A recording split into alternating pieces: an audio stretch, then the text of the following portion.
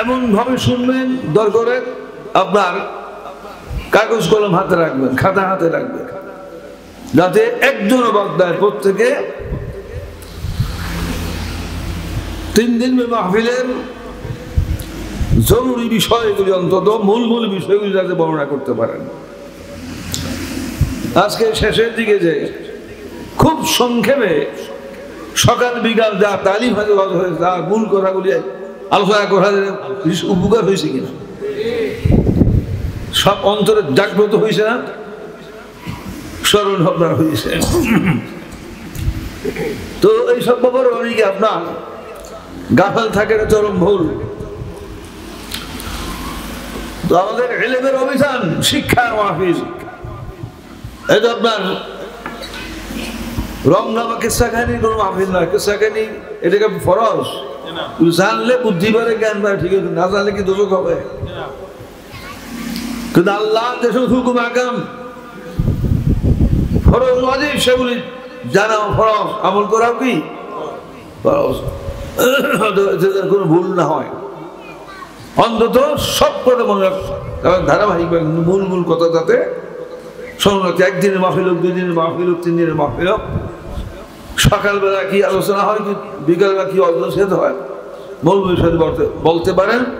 এই উপর থেকে আপনার পুরা আপনার লক্ষ্য দিবেন। আল্লাহ সকলকে শক্তি তৌফিক দান করে, সবাই বলুন আমিন। দুরূদ শরীফ পড়েন, আল্লাহুম্মা সাল্লি আলা মাওলানা মুহাম্মাদ ওয়া আলা সাইয়্যিদিনা মাওলানা মুহাম্মাদ।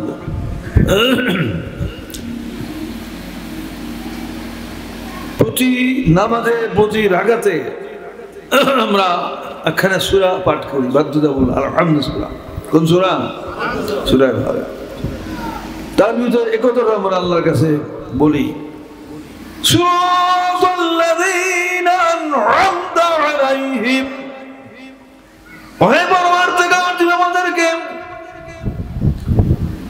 ওই সমস্ত লোকদের রাস্তায় পরিচালিত করো যারা তোমার পক্ষে ধর্মীয় নিয়ামত প্রাপ্ত।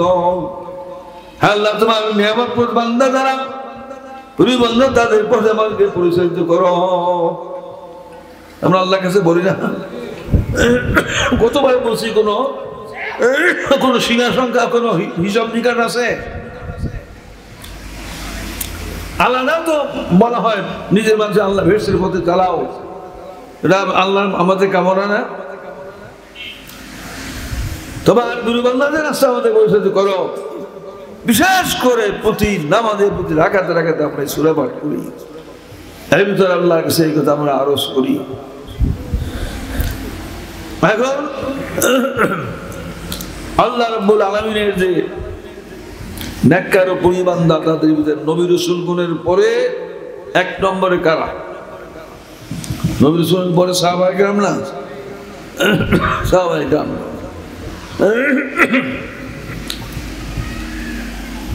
এই সাহাবায়ে কেরাম এইভাবে তাবিন তাবিন অর্ধেক আপনার আসছে। বিশেষ করে সাহাবায়ে কেরামদের অনুসরণ করার জন্য আল্লাহ শিখিয়ে দিয়েছেন। আল্লাহকে আমি দোয়া করি।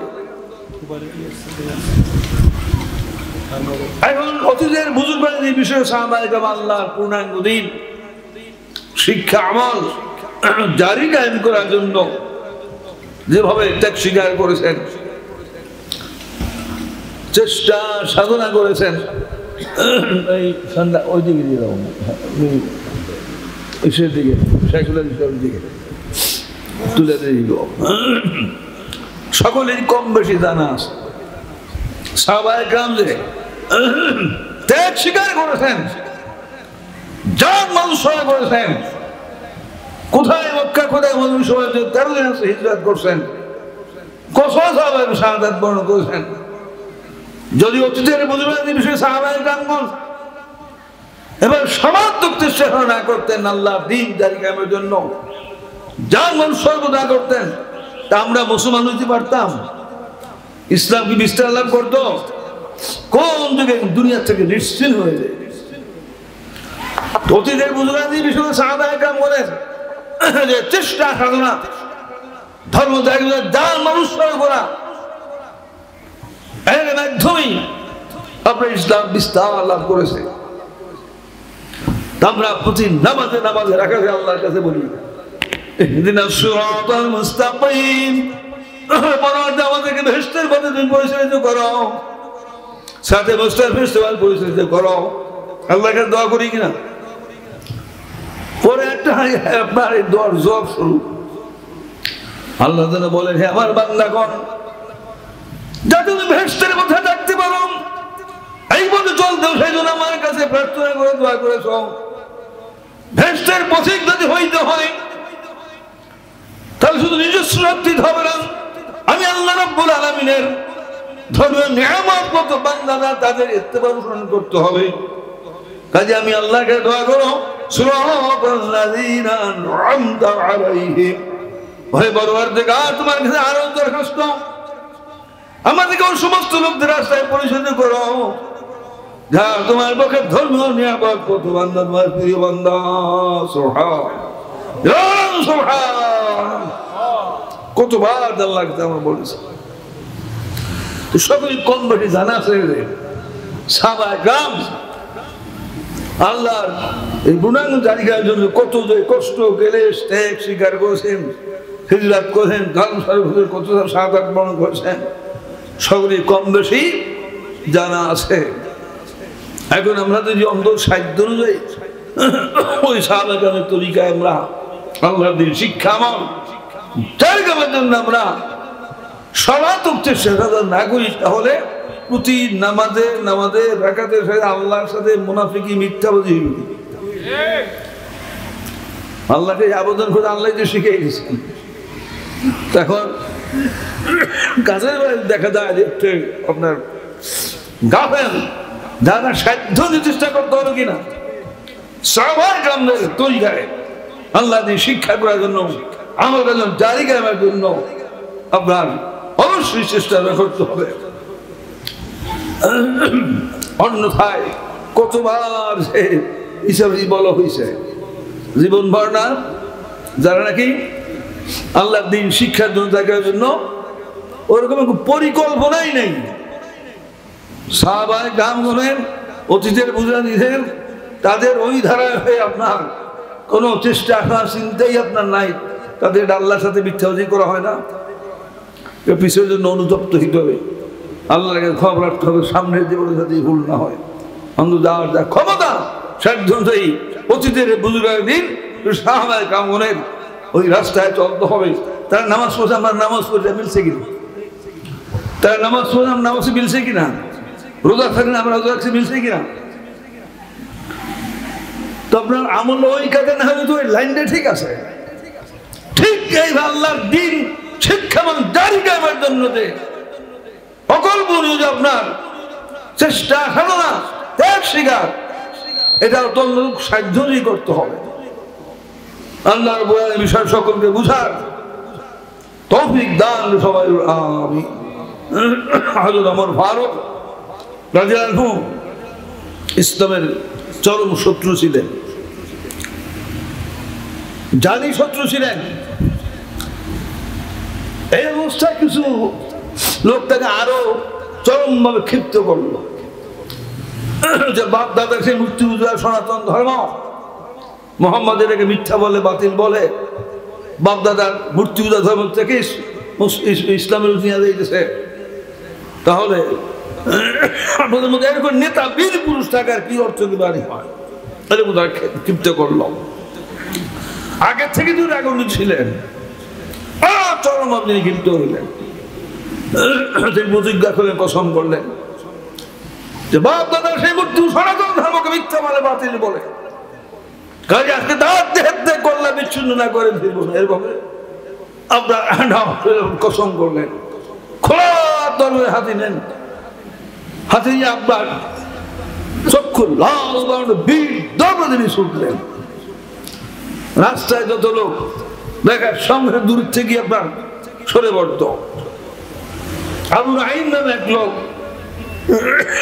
গোল ইসলাম কবুল করছিলেন, শত অসংখ্য আপনার শত্রুর জন্য প্রকাশ করেন নাই, গোপনে গোপনে তিনি ইসলাম বলছেন। তিনি সন্দেহ যেভাবে সে ছুটছে ভিড় ধরবে, খোলা খুব লাল বহন হাতে খোলা বাড়ি, মুসলমান মনে হয় মুসলমান বিরুদ্ধে আর এই আক্রমণ অভিযান। শাহ জিজ্ঞাসা করলেন, ভাই তুই কোথায় চলছে? ভীষণ তর্জন গর্জন করে বললো, বাপ দাদা সেই মূর্তি পূজা সনাতন ধর্মকে মোহাম্মদ মিথ্যাবাদী বাতিল বলে তা আমি আজকে প্রতিজ্ঞা করেছি তার দেহের থেকে করলাম বিচ্ছুন্ন হত্যা না করে যা চিন্তা করছেন তাই তো পাইলে। এখন চিন্তা করে কিভাবে কি করো, যদি প্রকাশ্য কিছু বলেন হামলাটা তার উপর হবে। তবে কৌশল বলেন, আপনি তো মুসলমানের নবী হত্যা করবেন, আগে তো নিজের ঘরের খবর লোক ছিল। আমার ঘরের কি খবর? ঘরের খবর জানেন না?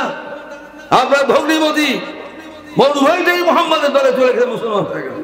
আমার ভগ্নিমতি আমার বাপ দাদার সময় ত্যাগ করে মোহাম্মদের দলে চলে গেছে, ওদেরকে আগে সাহায্য করবো। তার দৌড়ের গতি ঘুরলো, ভগ্নিমতির বাড়ি ছুটলেন। লম্বা করে সংখ্যা বলো, আপনার বাড়ি থেকে আপনার ভীষণ ভাবে মারতে মারতে মারতে মারতে মারতে রক্ত রঞ্জিত করে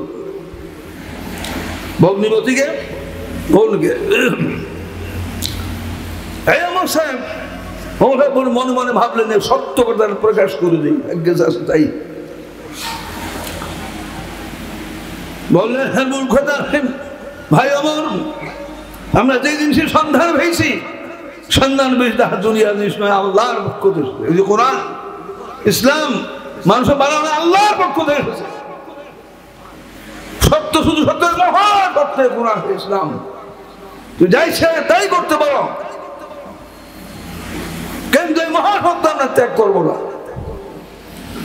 হঠাৎ একটা অন্তরটা ধাক্কা লাগলো, দামি হাজার হাজার লোকের ভিতরে কথা বললে দু শব্দ করার ক্ষমতা কারো থাকে না, এরকম একটা প্রভাব শক্তি আমার ভীষণ ভাবে প্রহার করলাম, মারলাম, রক্তরঞ্জি করে ফেললাম। এরপরে এরকম সাহস তাদের সহিত বলতেছেন, নিশ্চয়ই কোনো রহস্য বলে আসমান দেখি তার সময় শুনো।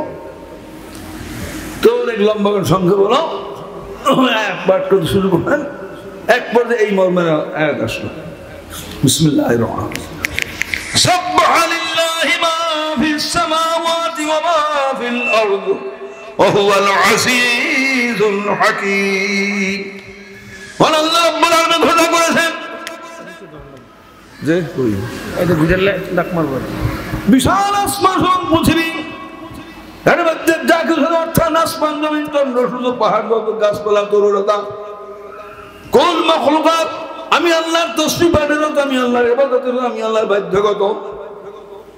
আর আল্লাহ যি মহাপ্রকাশ মহাজ্ঞানের অধিকারী। আরবি ভাষা মাতৃভাষা আরবি ভাষা ছিল না, আয়াত শোনার সাথে একটু অর্থ বুঝছেন কিনা? তখন তার বিরাট ধাক্কা লাগলো যে এরকম ঘোষণা মানুষের পক্ষে করা সম্ভব নয়, কোনো মানুষ সাহস পাবে? আসমান জমিন চন্দ্র পাহাড় সব আমার রাজ্যগত, আমার ইবাদতের রথে, এরকম বলতে কোনো মানুষ সাহস পাবে? এই ঘোষণা তিনি করতেন যে আসলে আসমান জমিনের সৃষ্টিকর্তার মালিক তিনি এই ঘোষণা করতে পারেন। কাজে এই যে কোরআন মানুষের বানানো মুহাম্মদের বানানো হয়, সত্যি আল্লাহর পক্ষ থেকে এসেছে। তখন সে বললে আমার জীবনে ভুল ধরা পড়েছে, গলত ধরা পড়েছে, আমি বুঝতে সক্ষম আছি সত্যি আল্লাহর পক্ষ থেকে। ইসলাম এখন আল্লাহর পক্ষ থেকে, তাহাতে আমি নিয়ে চলো। কোথায় ছিল শুন, আমি তার কাছে ইসলাম কবুল করেছি। মানুষের জীবনে মোরাল কিভাবে পরিবর্তন করে, ওই অবস্থা ওই একটা জজবই হালত নিয়ে চক্ষু লাল বর্ণ তরবারি হাতে ওইভাবে ছুটছেন আল্লাহ। ওই সময় 39 সাহাবাদের নিয়ে এক জায়গায় তালিম ছিলেন, তো সাহাবায়ে কেরাম দেখলেন যে অনুভব আসতেছে, তারা ভাবছেন পিছনে হতো হাজার হাজার কাফের সৈন্য আসতেছে, তাদের আশ্রয়ের গোপন ঘাটি তারা দেখে ফেলছে। এই অবস্থায় তারা আর চিন্তা করেন যত কিছু আমরা তো সত্যের উপরে আছি, ওই সব একদম চিন্তা করেন। আমরা কোন অবস্থা আমরা মিথ্যার কাছে মাথা নত করবো না, প্রয়োজনে যুদ্ধ করে আমরা শাহাদাত বরণ করবো। আমির হামজা দেশ বিখ্যাত বীর যোদ্ধা ছিলেন না, হুঙ্কার দিলেন এমন ভালো নিয়ে যদি ইতিহাস আসতে পারো, আজ অন্য কোনো নিয়ত থাকে মরবো কথা। জানেন আজকে আমাদের সাথে তোমার মায়ের কোল খালি হয়ে যাবে, স্ত্রী বিধবা হয়ে যাবে। মারা গেলে কি হয়? মায়ের কোল খালি বিরান হুঙ্কার। আল্লাহ শুনেছে হানার ভিতরে কোনো অস্থিরতা নেই। আল্লাহ খুশি খুশি ভাব অধিকাংশ আল্লাহকে দরকার। আল্লাহ আমি যত প্রচার করি, যেমন আবু জাহেল আর ওমর, এদেরকে আমার সমস্ত বসিয়া চেষ্টা সব বাঞ্চাল হয়ে যায়। অন্তত একজন কবে আল্লাহ তুই ইসলাম কবুল করার তৌফিক দান করিবে, দোয়া করতেন। ওমর ফারুক কবুল হতে চাই, তিনি চেহারা ভিতরে অস্ত্র খুশি অবসর বলে, হ্যাঁ সাবধান তোমরা ওমরকে বাধা দিয়ে আসতে দাও। রসুলের কথা মানতে পারছো কিনা? আসার পরে পায়ে ধরে ধরলেন, ঢং বললেন, হুজুর আমার জীবনের মন পরিবর্তন হয়ে গেছে। আমি আজকে কসম প্রতিজ্ঞা করেছিলাম যে পাপ ধর্মের সে সনাতন ধর্মকে মূর্তিবাদ ধর্ম মিথ্যা বলে বাতিল বলেন।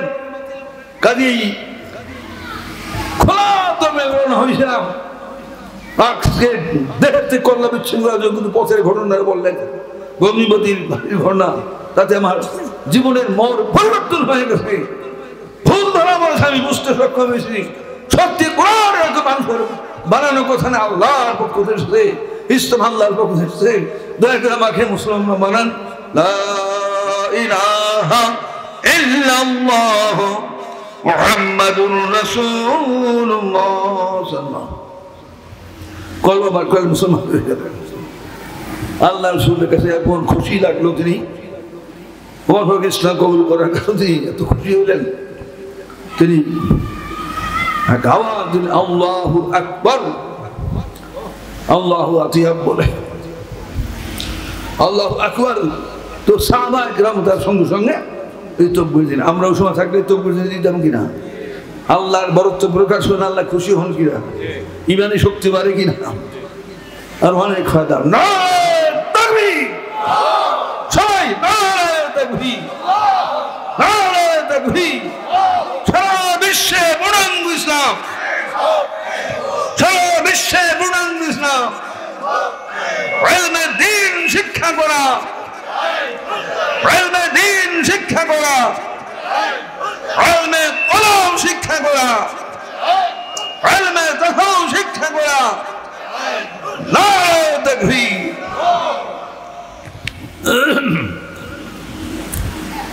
আল্লাহ অত্যন্ত খুশি হইলেন। কিতাবের মধ্যে লেখে যে হাজার হাজার লক্ষ লক্ষ লোক একযোগে আল্লাহ ধ্বনি দিলে যে বিরাট আওয়াজ হয় না, এর অথচ 39 জন। কজন সাহাবা ছিলেন? ওমর ফারুক তা নিশ্চয় ফেরেশতারা শরীক হয়েছেন না?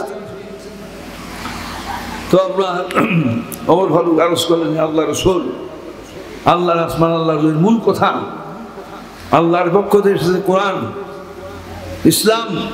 এই কোরআন চুপচাপে গোপনে গোপনে প্রচার করা হইতেছে। আমার বিশেষ আরজ একবার খোলা মাঠে প্রকাশ্য প্রচারিত হয়। আল্লাহ বুঝেই বললেন, চতুর্দিকে অগণিত লোক, সব শত্রু কাফের দুশ্মনী অবস্থা। আমার মুসলিম কিছু লোক যে কোনো জায়গায় একবারে প্রকাশ্য ঘুরে দেওয়া যায়। তোমার বলে আল্লাহ আমাকে যে মেজাজের যে তবিয়তে সৃষ্টি করছেন,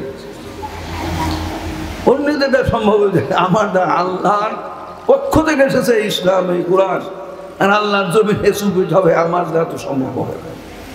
হুজুর আমি খোলা খুলে ঘোষণা করবো, এই কোরআন আল্লাহর পক্ষ থেকে, এক আল্লাহ ছাড়া কোনো বছর মোহাম্মদ সাল্লাল্লাহু আলাইহি রাসূল ইসলাম সত্য। হুজুর আমার ভাগ্যে আছে, তাই করবে। একটা জজবাই হালাতের মধ্যে সাথে আরেকটা বিষয় তিনি আরো আমার আরস, এখন আমরা একযোগে দলবদ্ধ করে কাবা করে যাবো, কাবার তওয়াফ করবো। কেমন একটা আশা আবেগ নিয়ে আবেদন করছে। আল্লাহ দেখলেন যে এই আবেদন গ্রহণ না করলে অনেক লোক আছে কিনা তার যে প্ল্যান করে আশা বান্দা হলে মারা যায় বা হার্ট ফেল করে, আছে না, একটা দুর্ঘটনা ঘটতে হয়, তখন ঠিক আছে এই আবেদন গ্রহণ করা হইল। এই মুসলমানদের প্রথম মিছিল হইল, দলবদ্ধ মিছিল লোকে গেলেন, কাবাগার তওয়াফ করতে লাগলেন। চতুর্দিকে অসংখ্য যে মুশরিক কাফের তারা স্তম্ভিত হয়ে গেল। যেই ওমর ফারুক প্রতিজ্ঞা করেন, আমরা কসম করে যে মোহাম্মদকে কতল না করে ফিরবে, এখন তার পিছনে ঘুরতেছে, আমরা কি স্বপ্ন দেখি না দেখি, এক একজন এক এক মন্তব্য। তোমার লক্ষ্য করছেন না এটা কি বলে না বলেন, ধীরে ধীরে হুঙ্কার, আমি সত্যি আমি ইসলাম কবুল করি, সেই ইসলাম সত্য সত্য আল্লাহর পক্ষ থেকে এসেছে। আজকে যদি তোমরা আমাকে খুব বাধা প্রদান করে আসপানি আর এগুলো খালি হয়ে যাবে, স্ত্রী বিধবা হয়ে যাবে, মারা গেলে কি হয়, মার গোল খালি স্ত্রী। এমন হুঙ্কার দিলেন, বাধা দিবে তো দুর্গা জিজ্ঞাসা করতে সাহস করে। এবার হিজরতের সময় অন্য সাহায্য যে যার মধ্যে চুপচাপে মক্কাতে হিজরত করছেন না, কিন্তু আমার ভারতের 22 জন সাহাবার সাথে নিয়ে একেবারে প্রকাশ্যভাবে তওয়াফ করছেন, কাবা ঘোষণা করেছেন যে আমরা মক্কাতে বলছে চল না, আসলে তোমরা আমাদেরকে বাধা বাধা জানিয়ে তার মায়ের কোল খালি হবে, স্ত্রী বিধবা। এমন হুঙ্কার দিলেন বাধা প্রশ্ন করতে সহজ হয়। আমরা প্রতি নামাজে নামাজে রাখাতে রাখাতে আল্লাহর কাছে কথা বলি,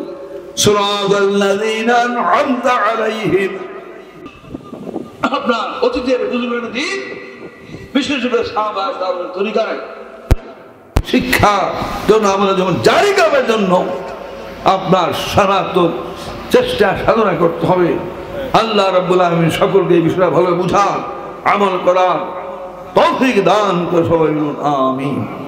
কোরআন শরীফের 125 জায়গায় যাতে সমাজে দুনিয়াতে আল্লাহ পূর্ণাঙ্গ দিন জারি হয়, প্রচার হয়, কায়েম হয়, সেজন্য কয় জায়গায় 125 আল্লাহ বর্ণনা করেন। সুবহান।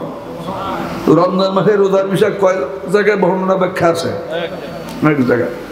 সারা বিশ্বের মুসলমানদের কাছে রমজান মাস কত গুরুত্বপূর্ণ, কত আপনার ফজিলত, আর যেই ব্যাপার আল্লাহ 125 জায়গায় বসে, অথচ অগণিত মুসলমান সম্পর্কে গাফেল কিনা, মনে করেন নামাজ আছে, রোজা আছে, হজ আছে, যাকাত আছে, ধর্ম জিকির আছে, বেশ তুদান যায় কোথায়, এরকম একটা ধারণা আছে কিনা?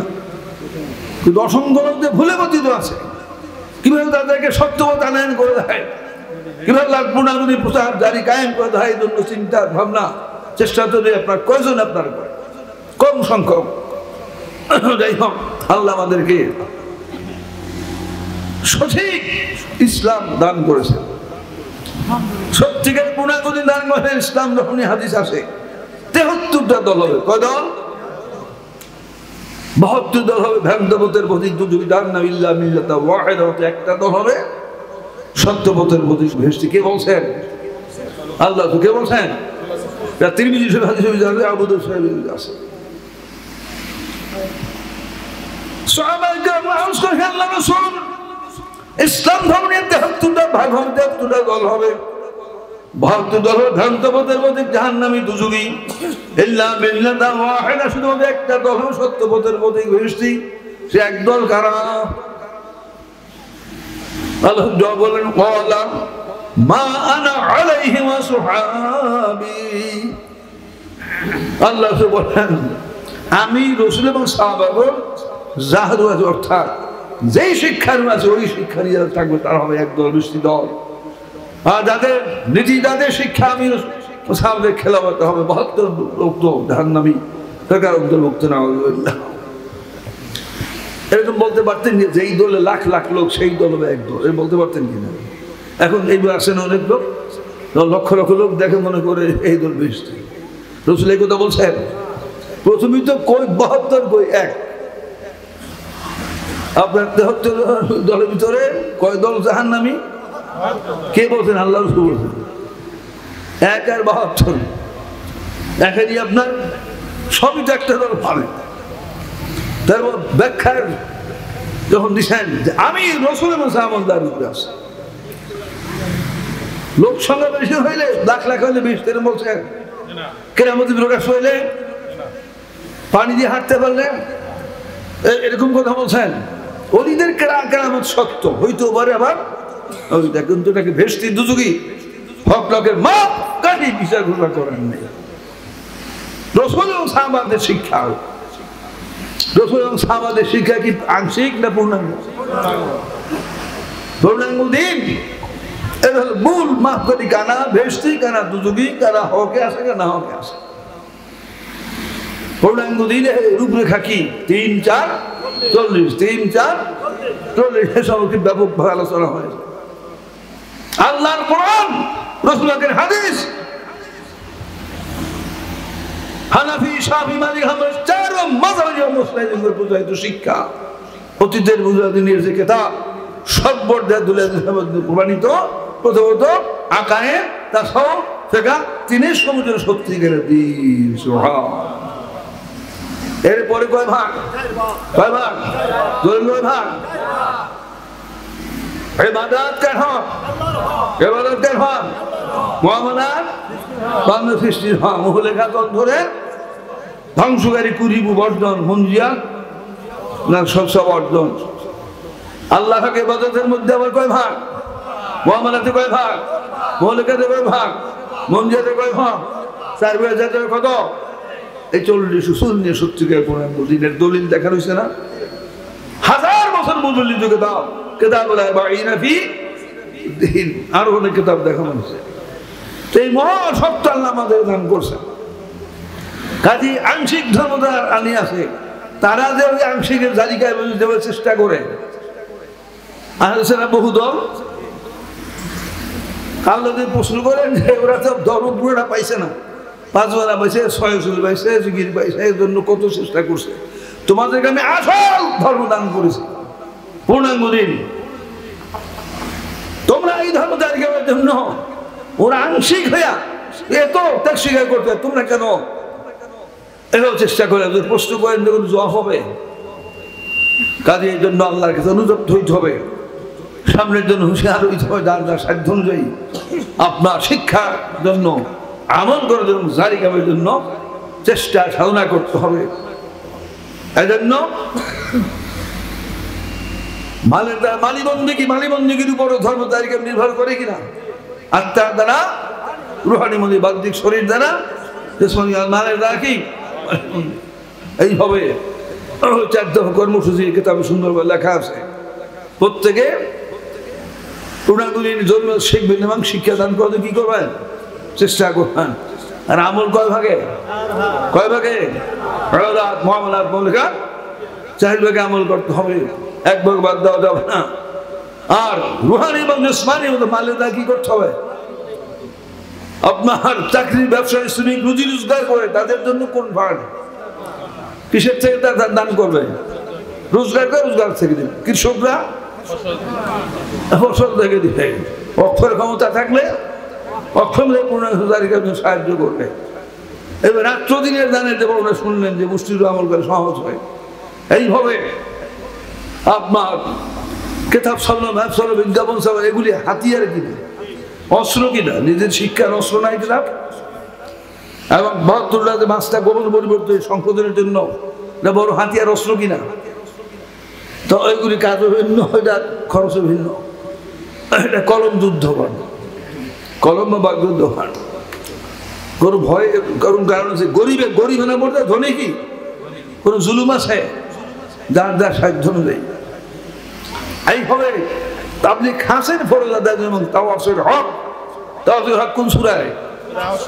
সূরা আসরের মধ্যে আল্লাহ কসম করে বলছেন 4 পর্দার কাজ করতেই হবে, অন্যথায় জাহান্নামে। মূল কথা 3 নম্বর কাজটা কি? তাওয়াসুল হক, আর হকের উপদেশ প্রদান করা। পূর্ণাঙ্গ দিন হক কিনা, তাছাড়াও সত্য কিনা, রুহানি উসমানি হক কিনা, নিজের হক থাকতে হবে। যা বুঝে না তাদেরকে বুঝতে আপনার এই মতো নিয়ে আসার জন্য কি করতে সর্বাত্মক চেষ্টা সাধনা করুন। সাহাবায়ে কেরামের সময় বছর ভাগের সময় কোনো সাহাবা 300 বেঈমান কাফের দাফন দিয়ে মুসলিম নিয়ে আসছে। আব্দুল উবাই মুনাফিকের সর্দার হয়ে গেছিল শেষ পর্যায়ে। এই আপনার 300 লোক কি কোন লোক যারা আপনার অমুসলমান। এইভাবে কোনো সাহাবা 500, কোনো সাহাবা 700, কোনো সাহাবা হাজার হাজার লোকদেরকে, তা কোন লোক মুসলমানদেরকে বুঝে মাহফিল আনা এক জিনিস, আর যারা ইহুদি খ্রিস্টান মূর্তি পূজক হাজার গুণ কঠিন না? এইভাবে আপনার রসুল আগের সময় সাহাবাকে এইভাবে দাওয়াতের কাজের মাধ্যমে এদেরকে নিয়ে ইসলাম কবুল করে তওবা বায়াত করাইছেন। একটু আগে একটু শুনছেন আমরা প্রতি নামাজে রাখা থাকে আল্লাহর কাছে বলি, হে আল্লাহ তোমার পক্ষের ধর্মীয় নিয়ামত বান্দাদের কথা আমাদের পরিচালনা করো। তাহলে সামাজের কথা শুনলেন, একবার মুনাফিকের সাথে সেও কয়জন 300 লোক বেঈমান কাফেরদের ইসলাম কবুল করাইছে। এবার কোনো সামা আপনার 500 700 হাজার জীবনী সুন্দর লেখা আছে, এবার ইসলাম বিস্তার লাভ করছে। তা আমাদের সাহায্য নিয়ে চেষ্টা করতে হবে কিনা? এলেম শেখুন আর কি, আপনার বাড়িতে গিয়ে তাবলিগ আছে ফরজ না? সেখানে যতদূর পারেন তাদেরকে আপনার ভালো কাজে আদেশ করতে, মন্দ কাজে নিষেধ এবং পূর্ণাঙ্গ তাকে দিতে হবে। এইবার আমল করতে হবে কয় ভাগে? 4 ভাগে আমলের বরং উন্নতি চেষ্টা করতে হবে। আর রুহানি জিসমানি মালের দ্বারা মানি বন্ধুকে এর উপর ধর্মের তালিকায় মানুষ নির্ভর করে। যে সমস্ত নবী রাসূলগণ যোগ্য দক্ষ সাহাবা পান নাই, টাকা পয়সা পান নাই, তারা অনেক যোগ্য বড় পয়গম্বর হতো। বিশেষ কিছু আপনার হেদায়েতের কাজ, আপনার ধর্ম জারিগামের কাজ করতে অনেক বড় পয়গম্বর কি কবরস্থানে মুদ্রা উঠাইতে পারতেন, দেখাইতে পারতেন, বলতেন হ্যাঁ মুদ্রা উঠো। আল্লাহর যুদ্ধ খেলা হয়তো সংশয় কবর দিবা হইতো কল্পনার বাহিরে কিনা, মাটিতে ফুদে পাখি মানে বলতে পারতেন, জন্মবন্ধ হাতগুলো ভালো করতে পারে। এবং অনেক শক্তি আল্লাহ ছিলেন, কিন্তু সারা জীবনে 12 জন 13 জন 17 জন 12 জন নির্ভরযোগ্য। সারা জীবনে কয়জন? মাত্র 12 জন। আপনার আর্থিক দিকে এরকম দুর্বল ছিলেন, স্থায়ীভাবে একটা কুড়ি ঘর তৈরি করতে পারেন না শত্রুর ভয়তে। আজকে একবার কালকে পলাইয়ে থাকতেন। অনেক সময় আপনার অভাবে গাছের কচি পাতা হয় না, এর খেয়ে জীবন ধারণ করতেন। এরকম বিপদগ্রস্ত ছিলেন। এইভাবে আপনার চলে আসলাম সারা দেশ দুনিয়ার আল্লাহ ধর্ম বিস্তার করছেন না? তো আপনার 12,024 বাবুর্চি থাকতো তার দরবারে। কয়জন? 12,000 বাবুর্চি থাকতো। কতখানি জায়গা লাগাই একদম সঙ্গী সাথে নিয়ে বিশাল জায়গা লাগে না? এইভাবে আল্লাহ রাসূল প্রথম জীবনে অনেক কষ্ট করছেন। মদিনা আসে সাহাবায়ে কেরামের বড় আনসার সাহাবাদের বড় ভয়ে এক পর্যায়ে 100 উট কোরবানি করতে সক্ষম হয়েছেন। 100 জন কোরবানি করছেন।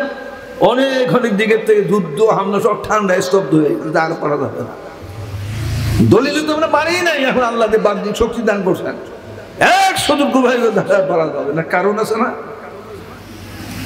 9 সংসারকে স্ত্রীর খরচ স্বামী জীবনের নফল না ফরজ।